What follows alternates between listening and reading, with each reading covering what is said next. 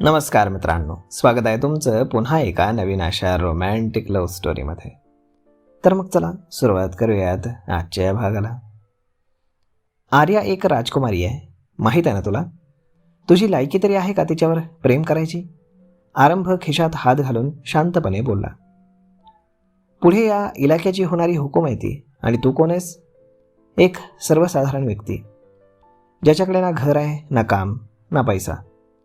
इतकंच काय, साधं आईवडिलांचं नावही नाही. एक अनाथ आहेस तू, आणि माझ्या प्रिन्सेसवर प्रेम करण्याची हिंमत केलीस? आरंभ दात आवळत बोलला. तुमची प्रिन्सेसही माझ्यावर फार प्रेम करते हुकूम, शर्विल उठून उभा राहत बोलला.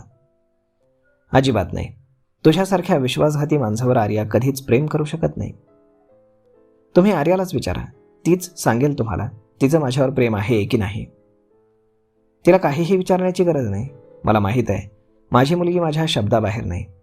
आता बऱ्या बोलानं इथून निघून जा, नाहीतर काय, जीव घ्याल ना? खुशाल घ्या. घाबरत नाही मी तुम्हाला. मी चुका केल्यात त्याची माफी मी मागितली आहे. तुम्हाला शिक्षा द्यायची असेल तर तीही द्या, मी काही बोलणार नाही. परंतु आर्याला घेतल्याशिवाय मी इथून कुठेही जाणार नाही. शर्विल आरंभच्या डोळ्यात रोखून पाहत बोलला. तुझं मॅन्शन नाही, माझी हवेली आहे ही. हा एरिया माझा आहे.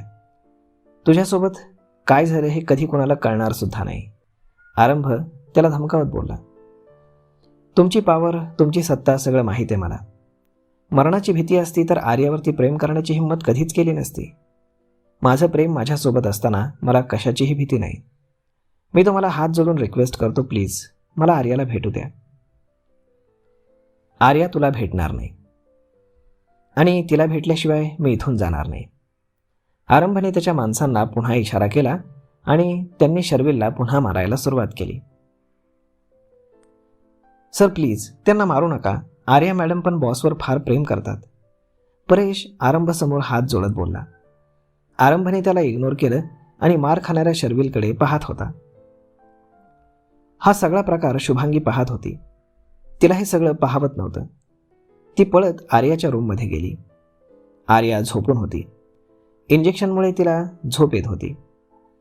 आर्या उठ बाळा, शुभांगी तिला उठवण्याचा प्रयत्न करत बोलली. आर्या उठ ना राजा. शुभांगीने तिच्या चेहऱ्यावर पाणी शिंपडलं. आर्यानं डोळे उघडले आणि ती शुभांगीकडे पाहू लागली. तो आलाय, हुकूम त्याचा जीव घेतील. शुभांगी डोळ्यात पाणी आणून बोलली. आर्याच्या चेहऱ्यावर लगेचच भीती पसरली आणि ती उठून तिच्या बाल्कनीत आली. हवेलीच्या आवारामध्ये आरंभची माणसं शर्विलला मारत होती.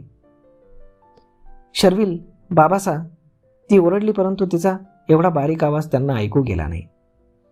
आर्या तशीच पळत रूमच्या बाहेर येत हवेलीच्या बाहेर आली. शर्विलने तिच्याकडे पाहिलं आणि त्याच्या चेहऱ्यावर हसू आलं. ती लोक त्याला मारत होती आणि तो हसत आर्याकडे पाहत होता. स्टॉप इट प्लीज, ती किंचाळून बोलली आणि आरंभाची माणसं थांबली. बॉस, परेशने शर्विलला सावरलं. आर्या, शर्विल प्रेमानं म्हणाला आणि तिला भरून आलं, परंतु स्वतःच्या भावनांना कंट्रोल करत ती उभी होती. तू इथून जा शर्विल, ती जड आवाजात बोलली. मी तुला न्यायला आलोय आर्या, शर्विल हात समोर करून बोलला. तिने आरंभाकडे पाहिलं तर तो शांत आणि निर्विकार चेहऱ्यानं उभा होता. कुणालाही घाबरण्याची काही गरज नाही. कोणीही तुला रोखू शकत नाही. आपण दोघे एकमेकांसाठी पुरेसे आहोत. आपल्याला कुणाची गरज नाही. मी तुझ्यासोबत नाही येणार शर्विल, प्लीज तू जा इथून. का नाही येऊ शकत? तू यांना घाबरतेस का? तू माझ्यासोबत असताना ते मला काही करू शकत नाही आर्या.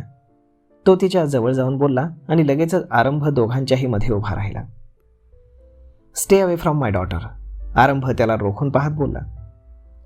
तिनं सांगितलं ना ती तुझ्यासोबत येणार नाही, निघ आता. आरंभ त्याला मागे ढकलत बोलला. मला माहीत आहे ती तुमच्या दबावामुळे तसं बोलते. नक्कीच तुम्ही तिला धमकावलंय. ओह रिअली? आर्या सांग याला, हा माझा नाही तुझा निर्णय, आणि हा निर्णय तू कुणाच्याही दबावाखाली न येता घेतलायस, आरंभ बोलला. शर्विल, मला तुझ्यासोबत नाही यायचं, तू जा इथून. नाही जाणार. तुला घेतल्याशिवाय मी इथून कुठेही जाणार नाही. Arya, look at me. कालपर्यंत तू इथून जाण्यासाठी तयार होतीस, आज काय झालं? कारण मला परिस्थितीची जाणीव झाली आहे.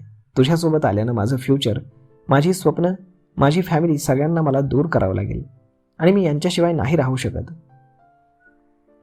आणि माझ्याशिवाय राहू शकशील? तो भाऊक होत बोलला, पण ती काहीच बोलली नाही. बोल ना, राहू शकशील का माझ्याशिवाय? हो, मी तुझ्याशिवाय राहू शकते. जा आता प्लीज, ती रडत बोलली. खोटं बोलतेस तू. मला माहीत आहे यांनी तुला काहीतरी सांगून असं बोलण्यासाठी मजबूर केलंय. आर्या, राणी बघ ना माझ्याकडे एकदा. माझ्या डोळ्यात पाहून बोल की तू माझ्याशिवाय राहायला तयार आहेस. तो गैवरून बोलला आणि तिने डोळे पुसले आणि आरंभच्या पाठीमागनं पुढे येऊन उभी राहिली. मी तुझ्यासोबत नाही राहू शकत शर्विल, कारण मला लहानपणापासून असं रॉयल आणि लक्झरी लाईफस्टाईलची सवय. तुझ्याकडे आता काहीच नाही. माझ्या मूलभूत गरजाही तू पूर्ण करू शकत नाहीस. मी तुझ्यासोबत कशी येऊ? आर्या निर्विकारपणे बोलली. तू लक्झरियस लाईफस्टाईलमध्ये राहिली आहेस आणि मी राहिलो नाही. तुझ्यासाठी मी माझी मॉम, घर, प्रॉपर्टी, माझा सगळा बिझनेस, सगळं काही सोडलंय. तूच म्हणाली होतीस ना की तू माझ्यासोबत कुठेही राहायला तयार आहेस. तुला फक्त मी हवं आहे.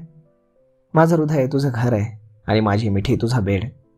जगातील सगळी सुख एकीकडे आणि माझी साथ एकीकडे, असंच म्हणाली होतीस ना तू. काहीही झालं तरी माझी साथ तू कधीच सोडणार नाहीस, असं तू म्हणाली होतीस.